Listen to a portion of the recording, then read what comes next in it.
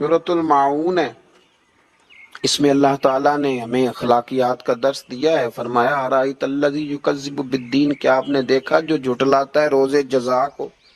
فذلک الذی یدعو الیتیم، پس یہی وہ بدبخت ہے جو دھکے دے کر نکالتا ہے یتیم کو، ولا یحض علی طعام المسکین، اور ترغیب دوسروں کو نہیں دیتا غریب کو کھانا کھلانے کی۔ فویل للمصلین، اور فرمایا ان نمازیوں کے لیے بربادی ہے، الذی ہم عن صلاتہم ساہون، جو اپنی نمازوں کی ادائیگی سے ہی غافل ہیں، جو بھول گئے اپنی نمازوں کو، الذین ہم یراؤون، جو ریاکاری کرتے ہیں، ویمنعون الماعون، اور برتنے کی چیز بھی کسی کو نہیں دیتے، کسی کو برتن تک دینے کو تیار نہیں ہے، برتنے کی ذرا سی چیز بھی دینے کو تیار نہیں۔ پھر آگے سورہ کوثر ہے، پھر میرے رسول پاک کی شانوں کا ذکر فرمایا، پھر حضور کی عظمتوں کا بیان۔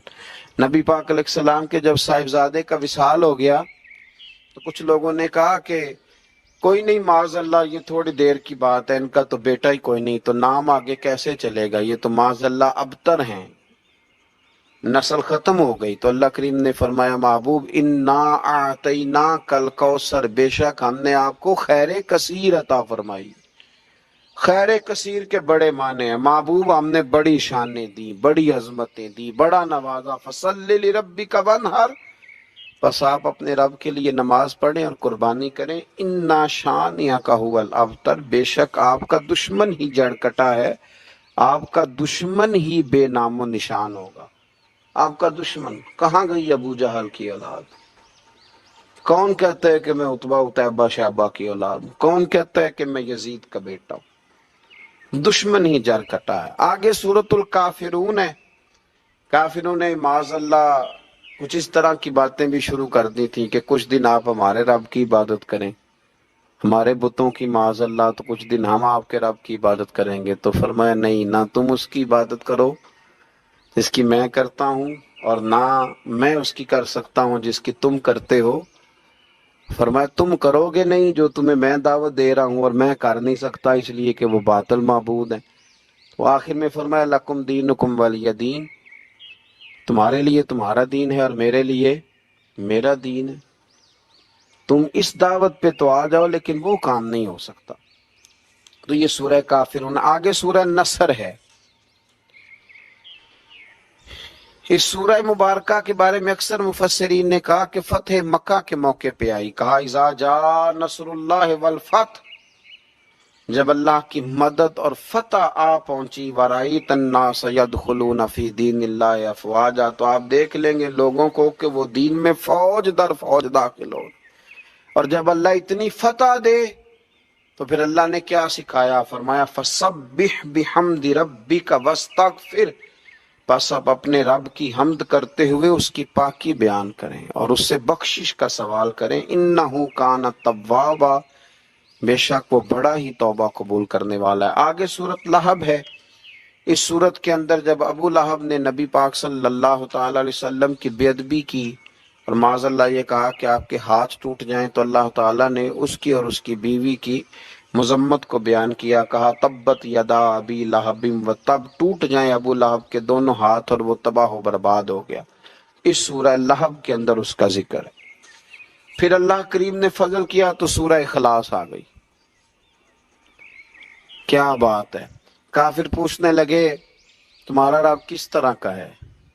معاذ اللہ کیا کیفیت ہے، کس چیز کا بنا ہے، کیا خوبصورت ہے، اور اللہ کی کیا شانوں کا ذکر ہے۔ فرمایا قل هو اللہ احد، اے محبوب آپ فرما دیجئے کہ اللہ ایک ہے۔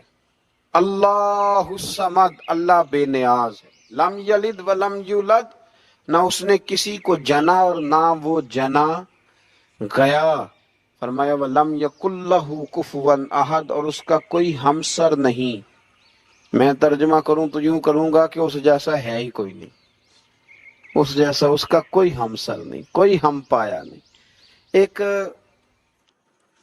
صحابی کے مقتدیوں نے، وہ امام بھی تھے، تو ان کے مقتدیوں نے شکایت کی کہ ہر رکعت میں سورۃ اخلاص کی تلاوت کرتے ہیں۔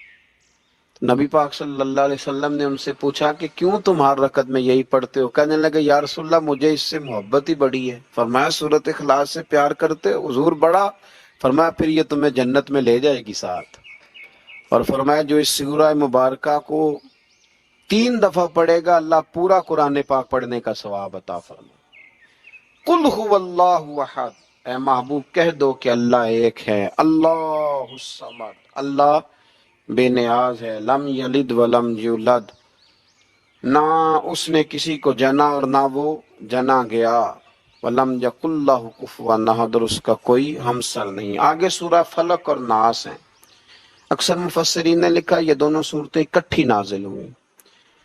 ہر جادو سے، ہر شر سے، ہر چیز سے بچنے کے لیے ان دونوں صورتوں کا ہمیشہ وظیفہ کرنا چاہیے۔ سیدہ عائشہ صدیقہ رضی اللہ تعالی عنہ فرماتی ہیں نبی پاک صلی اللہ علیہ وسلم سورۃ اخلاص، سورہ فلق اور سورہ ناس یہ رات کو پڑھ کے اپنے ہاتھوں پہ پھونک لیتے تھے، اور پھر جہاں جہاں تک دست مبارک پہنچتے تھے وہاں تک حضور پھیرتے تھے جسم میں۔ حضور کے تو دست مبارک ہر جگہ پہنچتے تھے، لیکن ہمارے لیے بتایا کہ جہاں جہاں پہنچ سکتے ہیں وہاں حضور پھیرتے تھے۔ اور بچوں پر بھی پڑھ کے دم کرنے کے لیے روایات موجود ہیں، سورہ فلق اور سورہ ناس۔ تو بڑی خوبصورت صورتیں ہیں، ان کو یاد کرنا چاہیے، ہر وقت ان کی تلاوت کرتے رہنا چاہیے۔ اللہ تعالیٰ سمجھنے کی توفیق عطا فرمائے۔ اللہ کریم نے سورہ فلق کے اندر ارشاد فرمایا قل اعوذ برب الفلق، آپ عرض کیجئے کہ میں پناہ لیتا ہوں صبح کے پروردگار کی، من شر ما خلق، ہر اس چیز کے شر سے جسے اس نے پیدا کیا ہے۔ اللہ کی پیدا کی ہوئی چیزوں کے شر سے میں اللہ کی پناہ لیتا ہوں۔ ومن شر غاسق اذا وقب، اور رات کی تاریکی کے شر سے جب وہ چھا جائے۔ زیادہ شر رات کو پھیلتا ہے، زیادہ گناہ رات کو ہوتے ہیں۔ رات کی تاریکی کے شر سے جب وہ پھیل جائے۔ ومن شر النفاثات فی العقد، اور ان کے شر سے جو پھونکے مارتی ہیں گرہوں پر۔ جب جادو کرتے تھے نا دور جاہلیت میں لوگ، تو وہ گرہ لگا کے اس میں پھونکتے تھے، فرمایا ان کے شر سے بھی پناہ مانگتے ہیں۔ ومن شر حاسد اذا حسد، اور حسد کرنے والوں کے شر سے جب وہ حسد کرے۔ جو لوگ یہ پڑھتے ہیں تو جو بھی جادو ٹونا کریں گے وہ سب انشاءاللہ تعالی دور ہو جائے گا۔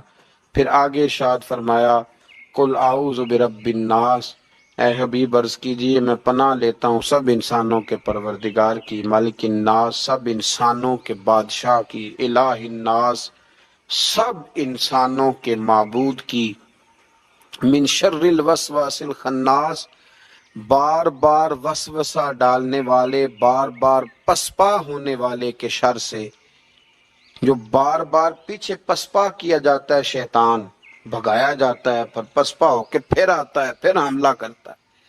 الذی یوسوس فی صدور الناس، وہ جو وسوسے ڈالتا رہتا ہے لوگوں کے دلوں میں، من الجنۃ والناس، خواہ وہ جنات میں سے ہو یا انسانوں میں سے ہو۔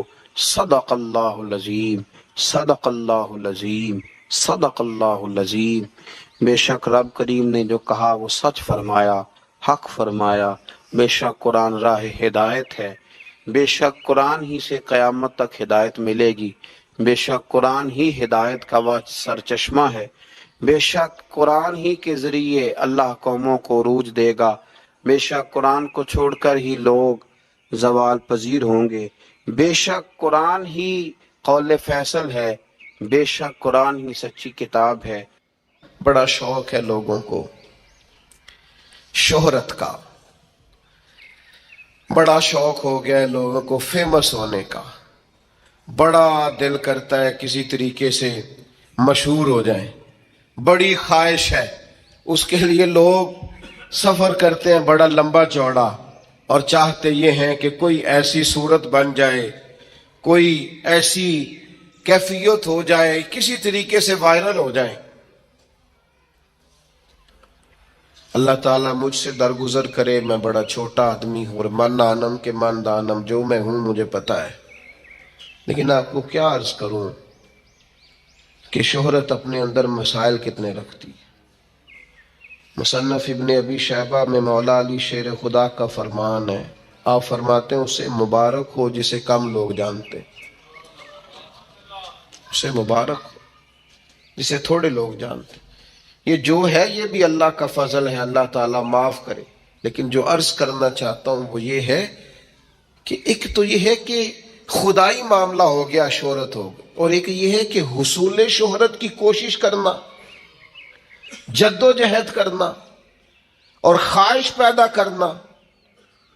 ہم تو بعض اوقات بڑی شرم محسوس کرتے ہیں، تکلیف ہوتی ہے، کوئی صورت ہی نہیں رہ گئی، سفید داڑھی والا ہے یا خاتون ہے یا داڑھی شریف رکھا ہوا شخص ہے، وہ صرف وائرل ہونے کے لیے ایسی حرکات کر رہا ہے جو کسی مہذب معاشرے میں کبھی کوئی نہیں کرتا۔ ہم نے کیا ساری قوم کو اداکار بنانا؟ کیا سب کا وائرل ہونا ضروری ہے؟ کیا ہر شخص کے لیے شہرت اچھی ہوتی ہے؟ یہ بڑی آزمائش، یہ بڑی تکلیف۔ میں بڑے دکھ کے ساتھ یہ بات آپ کی خدمت میں عرض کرتا ہوں کہ میں ایسے مشہور لوگوں کو جانتا ہوں جو حرم مدینہ اور حرم مکہ میں جا کے چند گھنٹے مسجد میں بیچارے نہیں بیٹھ سکتے، لوگ بیٹھنے نہیں دیتے، کبھی یہاں بیٹھے ہیں، کبھی وہاں بیٹھے ہیں، کبھی کسی سے چھپ رہے ہیں، اس لیے کہ وہ وائرل ہے اور وہ آ جاتے ہیں لوگ سارے۔ اور اب تو خیر آپ کوئی کام کر ہی نہیں نہ سکتے، کچھ نہیں کر سکتے آپ۔ میں نے ایک جگہ جماعت کرائی، آپ کو پتہ ہے مجھے تکلیف ہے پیر میں، ایک زمانہ ہو گیا میں جماعت کرانا چھوڑ دیے۔ جماعت کرائی تو اس کی پوری مووی بن گئی۔ جو مجھے بنا کے بھیج رہے تھے، میں نے ان سے پوچھا مجھے یہ بتائیے کہ مغرب کی جماعت کا ٹائم تھا، تینوں رکعتوں کی آپ نے ریکارڈنگ کی ہے، اس کا مطلب ہے آپ نے جماعت چھوڑ دی اور آپ ریکارڈنگ کرتے رہے۔ اتنا الجھاؤ کہاں سے آ گیا ہمارے اندر؟ اتنی پھر ایک اور بڑا خوبصورت نعرہ ہے، وہ جی تصویر اس لیے بنانی ہے ذرا یاد رہتی ہے۔ تو میں نے کہا غوث پاک تو ہمیں کبھی نہیں بھولے، فوٹو تو کوئی بھی نہیں ان کی ہمارے پاس۔ خواجہ اجمیر ہمیں آج تک یاد ہے، ان کی تو کوئی فوٹو نہیں ہمارے پاس۔ داتا علی اجمیری صدیاں گزر گئیں، بھول گئے ہیں دنیا کو، دکھائیں فوٹو ان کی کس کے پاس ہے؟ فوٹو سے یادگیری رہنی ہے؟ کمال ہے بھئی، یادگیری کا بھی خوبصورت حوالہ ہم نے تلاش کیا ہے۔ تو میرے عزیز، ایک شہرت وہ ہے جو خدائی ہے، جو خدائی ہے، وہ اگر ملے تو پھر کیا بات ہے، قرآن کہتا ہے وہ بھی ملے گی۔ کس کو؟ ان الذین آمنوا وعملوا الصالحات سیجعل لهم الرحمن ودا۔ فرمایا بے شک وہ لوگ جو ایمان لانے کے بعد نیک عمل کریں، رحمان لوگوں کے دلوں میں ان کی محبت پیدا فرما دے۔ سیجعل لهم الرحمن ودا، رحمان لوگوں کے دلوں میں محبت پیدا کر دے گا، انہیں شہرت کشید نہیں کرنی پڑے گی، انہیں ڈھونڈ ڈھونڈ کے وہ لوگ نہیں تلاش کرنے پڑیں گے جن کے ساتھ فوٹو آ جائے تو لائکس اور کمنٹس زیادہ ملتے ہیں، ادھر نہیں جانا پڑے گا۔ رحمان، اور کہاں رحمان محبت پیدا کرے گا؟ لوگوں کے دلوں میں۔ اور صحیح حدیث بخاری مسلم میں موجود ہے، نبی کریم علیہ السلام نے فرمایا جب رب کسی سے محبت فرماتا ہے تو جناب جبریل امین علیہ السلام کو بلا کر فرماتا ہے میں اس بندے سے محبت کرتا ہوں، آپ بھی محبت فرمائیے۔ اور زمین و آسمان کی مخلوق میں اعلان فرما دیجئے کہ اللہ تعالیٰ اس سے محبت کرتا ہے، لہذا سارے اس سے محبت فرمائیں۔ یہ وہ عزت اور شہرت ہے جو خدائی ہے، یہ وہ نہیں ہے جو کسی شخص کے دل میں بڑا شوق تھا، بڑا ارمان تھا، ڈھونڈتا پھرتا تھا اور وہ سارا کچھ کرنے کو تیار تھا لیکن اسے شہرت چاہیے۔ یہ خدائی ہے۔ اگر ایمان لانے کے بعد نیک اعمال کیے جائیں گے تو اللہ لوگوں کے دلوں میں محبت پیدا فرما دے اور لوگوں کی قلبی کیفیت ہوگی، کھنچتے چلے جائیں گے لوگ۔ بہت ساری سہولیات بہت ساری جگہوں پہ موجود نہیں ہوتی لیکن لوگوں کی روحیں کھنچتی چلی جاتی ہیں۔ کیوں؟ اس لیے کہ رحمان لوگوں کے دلوں میں محبت پیدا کر دیتا ہے۔ پھر ایک اور بہت بڑا مسئلہ ہے، ایک مسئلہ ہمارے ہاں یہ ہے کہ میرے خلاف لوگ سازش کر رہے ہیں لہذا میں نے بھی ان کے خلاف سازش ہی کرنی، میرے بارے میں لوگ باتیں کر رہے ہیں لہذا میں نے بھی 10 کی جگہ 20 کرنی۔ جو کہ فلاں شخص نے میرے بارے میں یہ کیا ہے لہذا میں نے بھی اس کے بارے میں اس طرح کا ظلم زیادتی کی گفتگو ضرور کرنی. اللہ کا قرآن فرماتا ہے کہ اگر تم کرو نا صبر اور تم اختیار کرو تقوی تو کسی کا مکر و فریب تمہیں کوئی تکلیف پہنچا ہی نہیں سکتا. بعض اوقات ایسا ہوتا ہے کہ دشمن اپنے ہی جال میں پھنس کر مر جاتا ہے. اگر صبر کیا جائے، یہ قرآن مجید ہے، یہ سورہ آل عمران ہے. اللہ کریم نے ارشاد فرمایا وَإِن تَصْبِرُوا وَتَتَّقُوا، اگر تم صبر کرو گے اور تم تقوی اختیار کرو گے لا یضرکم کیدہم شیئا، تو فرمایا ان کا مکر و فریب، دشمنوں کا مکر و فریب تمہارا کچھ بھی بگاڑ نہیں سکے گا، تمہیں کوئی ضرر نہیں پہنچا سکے گا کسی کا مکر و فریب. شرط کیا ہے؟ وَإِن تَصْبِرُوا وَتَتَّقُوا، صبر کرو. اور امام اعظم ابو حنیفہ رحمۃ اللہ تعالی علیہ کے والد کا انتقال ہو گیا. امام صاحب رحمۃ اللہ علیہ 3 دن تعزیت کے لیے لوگ آتے رہے، آپ بیٹھے رہے. چوتھے دن گلی سے گزر رہے تھے، آپ کے ساتھ خدام شاگرد ارادت مند بھی تھے. گلی میں گئے تو وہاں آپ کا ایک مخالف، مسلمان تھا، مومن کہلاتا تھا، پر آپ کا مخالف تھا. تو وہ چوک میں آپ کو مل گیا، السلام علیکم کے فوراً بات کرنے لگا، اے نعمان بن ثابت، میں نے سنا آپ کے والد کا انتقال ہو گیا. نے فرمایا ہاں. کہنے لگا مسلمان ہوں، مومن ہوں، آپ کے قبیلے کا ہوں، اپنی والدہ کا نکاح میرے ساتھ کر دیں. بڑی تکلیف والا منظر ہے، بڑی اذیت ناک بات. آپ کے محبین نے تلواروں پہ ہاتھ رکھ لیے. امام صاحب نے فرمایا اس نے نکاح کی دعوت دی، ایک جائز بات کی ہے، لیکن اتنا غلط طریقہ اختیار کیا ہے. چوکوں میں چوراہوں میں باتیں ہوتی ہیں. فرمایا میرے قدموں میں شریعت کی زنجیریں ہیں، میرا رب مجھے صبر اور تقوی کا حکم دیتا ہے. سارا حوصلہ جمع کر کے امام صاحب فرمانے لگے عدت گزرتی ہے تو آپ کا نام لے کے والدہ کی خدمت میں عرض کروں گا، اگر وہ آپ سے نکاح میں رضامند ہوں گی تو مجھے اعتراض نہیں ہوگا. یہ جملے کہے اور پھر بوجھل قدموں سے 4 قدم آگے اٹھائے تو امام صاحب کے آنسو نکل گئے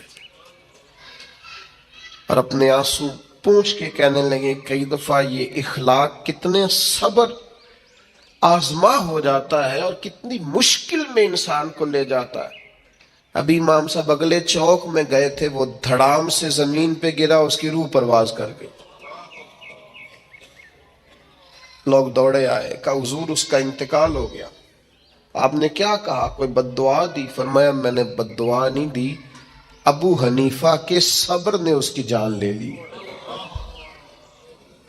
اس نے میری والدہ کے بارے میں اس طرح چوک میں جاگ رسائی کی اور یہ انداز اختیار کیا. اسے پتا تھا کہ شریعت اسلامیہ مجھے صبر کا اور تقوی کا کہتی ہے، جائز بات پر یہ انداز جائز بات کا. فرمایا اس نے سمجھا تھا میں لاوارث ہوں، وہ جو میرے ساتھ کرے گا ہو جائے گا. فرمایا دیکھو نا، اللہ ولی ہے مومنوں کا. میرے مالک نے دستگیری فرمائی اور ابو حنیفہ کے صبر نے اس کی جان لے لی. میرے بھائیوں، میں اور بھی بہت ساری مثالیں قرآن حکیم سے آپ کی خدمت میں عرض کر سکتا ہوں، لیکن عرض یہ کرنا چاہتا ہوں کہ نیک اعمال، صالحیت، عبادت، ریاضت، تقوی، سچائی، دیانتداری، معاملہ فہمی، صبر، تقوی، مشکلات اور آزمائشوں کے باوجود اللہ کے حضور شکر کے جذبات، یہ انسان کو صرف آخرت میں ہی اجر نہیں دلائیں گے. مشکلات میں انسان کے سامنے نیکیاں بھی آ کے کھڑی ہوا کرتی ہیں. دنیاوی معاملات میں بھی نیکی انسان کے بڑا کام آیا کرتی، اس کے لیے آسانی پیدا کر دیتی ہے نیکی دنیاوی معاملات کے اندر بھی۔ بخاری مسلم میں صحیح سند کے ساتھ نبی رحمت علیہ السلام کا وہ فرمان موجود ہے اور بڑا مشہور ہے، معروف ہے۔ حضور نے خود اسے بیان کیا، فرمایا 3 شخص کسی دوسرے علاقے میں جا رہے تھے اور رستے میں بارش اور طوفان نے گھیر لیا تو ایک غار کے اندر جیسے وہ بند ہوئے، خود رسول رحمت اسے بیان فرماتے ہیں، اور حضور فرماتے ہیں لڑک کر کے ایک پتھر جب آیا اور غار کا منہ اس پتھر نے بند کر دیا، تو اب باہر نکلنے کا کوئی رستہ نہیں تھا۔ تینوں نے مل کے بھی زور لگایا پر وہ پتھر اتنا وزنی تھا کہ کوئی صورت ہی نہیں تھی۔ تب ان تینوں نے فیصلہ کیا کہ اپنی کوئی نہ کوئی نیکی نہ یاد کریں۔ کیا؟ اکبر اللہ آبادی کہتے ہیں مصیبت میں بھی اب یاد خدا ہم کو نہیں آتی، دعا منہ سے نہ نکلی، جیبوں سے عرضیاں ہی نکلی۔ ہم مختلف محکموں میں درخواستیں جمع کراتے ہیں، مصلی نہیں بچھاتے، تعلقات لڑاتے ہیں، اپنی کوئی نیکی نہ یاد کریں۔ تو ایک نے ہاتھ اٹھائے اللہ کے حضور، عرض کیا اے مالک تو جانتا ہے میں ریوڑ رکھے ہوئے ہوں بکریوں کا۔ یہ لفظ ہے صحیح حدیث میں، اے مالک میں نے کبھی بھی دودھ پہلے بیوی بچوں کو نہیں دیا، جب بھی پلاتا ہوں ماں باپ کو پہلے پلاتا ہوں۔ اور مالک تو علیم بذات الصدور ہے، وہ رات بھی کریم تیری بارگاہ میں ہر چیز موجود ہے کہ جس رات میں دیر سے آیا اور ماں باپ سو گئے، بچوں کو، غلاموں کو، بیوی کو میں نے دودھ نہیں دیا، میں پیالہ لے کے رات بھر کھڑا رہا، صبح جب وہ جاگے تو میں نے دودھ پلایا تھا۔ مجھے بتا نا، میں نے تو تیری رضا کے لیے کیا تھا، اگر وہ نیکی تجھے پسند ہے تو اس مشکل سے نجات دے۔ یہ رسول پاک کا فرمان صحیح حدیث میں موجود ہے۔ رات بھر ماں باپ کے لیے کھڑا رہا، جب اللہ کے حضور اس نیکی کے وسیلے سے دعا مانگی، پتھر تھوڑا ہٹ گیا، ہوا اور روشنی کا بندوبست ہو گیا۔ کرو نا ماں باپ کے ساتھ نیکی۔ اور میں صحیح حدیث میں یہ الفاظ آپ دیکھ سکتے ہیں کہ فرمایا بیوی بچوں پر ماں باپ کو فوقیت دیتا رہا ہوں، یہ نیکی ہے میری۔ ماں باپ کی خدمت نہیں کرتا رہا ہوں، بیوی بچوں سے پہلے ماں باپ کو درجہ دیتا رہا ہوں۔ پتھر ہٹ گیا، دوسرا عرض گزار ہوا، مالک تو دلوں کے حال جانتا ہے، تجھے پتا ہے مجھے اپنی چچا زاد بڑی اچھی لگتی تھی، میں نے کئی بار اسے دعوت دی، لیکن اس پاک باز عورت نے رخ میری طرف نہ کیا۔ پھر ایک دفعہ قحط ہو گیا تھا، وہ مجبور ہو گئی، تنگ دست ہو گئی، مجبور ہو کے آئی، میرے ساتھ خلوت میں چلو، لیکن وہ آئی اور کانپنے لگی اور کہنے لگی اللہ سے ڈر۔ مالک وہ میرے قبضے میں تھی، میں سب کر سکتا تھا، پر تیرے لیے، تیری رضا کے لیے میں ڈر گیا تجھ سے۔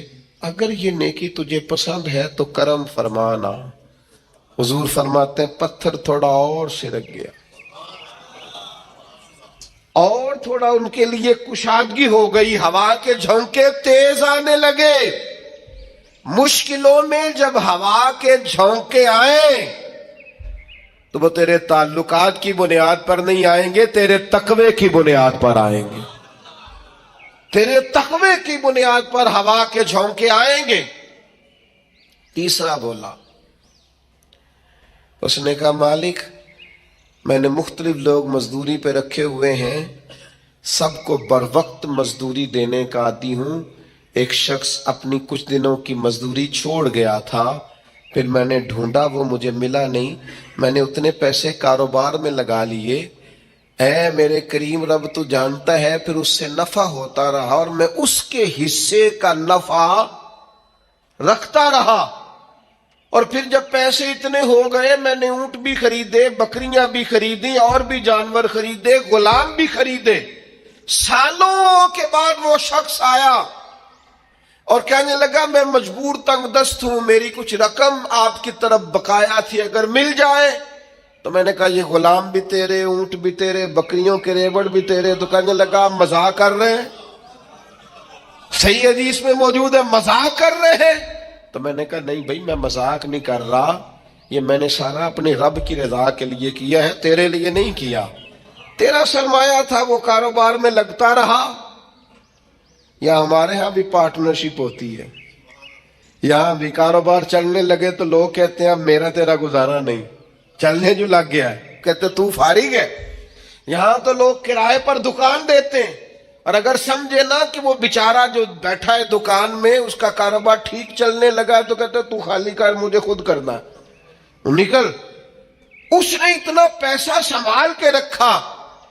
کریم محبوب بیان فرماتے ہیں، رسول رحمت کے لبہائے نور سے یہ جملے نکلے، فرمایا اس نے اپنی اس نیکی کا وسیلہ دے کر جو رب کے حضور بات عرض کی، چہرے پر ہاتھ پھیرے ہی تھے کہ پتھر لڑکا، راستہ خالی ہو گیا۔ اللہ کے رسول ہمیں یہ نصیحت کرنا چاہتے ہیں کہ جب تم پر مشکلات بنے نا تو نمبر نہ تلاش کرو کہ فلاں کا نمبر کہاں ہے، فلاں کا نمبر کہاں ہے، کوئی رات ڈھونڈو جو صرف رب کی رضا کے لیے گزری ہو، کوئی نیکی تلاش کرو جو فقط اللہ کے لیے کی ہو، کوئی آنسو ڈھونڈو جو تم نے کسی مسکین یتیم کے پوچھے ہو، کوئی ایسا شخص جو تڑپ کے رو رہا تھا لیکن تمہاری وجہ سے ہنسا ہو، کوئی ماں جس نے راہ جاتے تمہیں دعا دی ہو کہ بیٹا جا تو جیتا رہے، کوئی بوڑھا شخص جس نے دعا دی ہو کہ اللہ دنیا اور آخرت میں تیرا بھلا کرے، کوئی یتیم، کوئی لاوارث، کوئی کمزور، کوئی شخص جس کی روح سے تمہارے لیے دعا نکلی ہو، کوئی بیٹھا ہوا مجھے دور دعا دیتا ہے، میں ڈوبتا ہوں پر سمندر اچھال دیتا ہے۔ بھائی نیکیاں زندگی کو بھی سنوار دیتی، یہاں بھی انسان کو نفع ہوتا ہے، اس دنیا کے اندر بھی اسے بے شمار برکات نیکیوں کی برکت سے نصیب ہوتی ہیں۔ اس لیے یہ جو لبرلز ہمارے بیچارے بیٹھ کے کہتے ہیں نا مولوی صرف آخرت کی بات کرتا ہے، نا نا نا نا، دین تو جب بھی بات کرتا ہے کہتا ہے دعا یہ مانگو کہ ربنا آتنا فی الدنیا حسنہ وفی الآخرۃ حسنہ، اے اللہ دنیا بھی حسین فرما دے اور آخرت بھی حسین فرما دے۔ اسلام کسی مقام پر کسی جگہ بھی فقط آخرت کی بات نہیں کر رہا، دین تو کہتا ہے یہاں بھی سنور جائے گا تمہارا سارا کچھ۔ میں نے آپ کو پہلے بھی ایک دفعہ بتایا تھا، میرا کالج میں جو کلاس فیلو سب سے زیادہ مجھے مولوی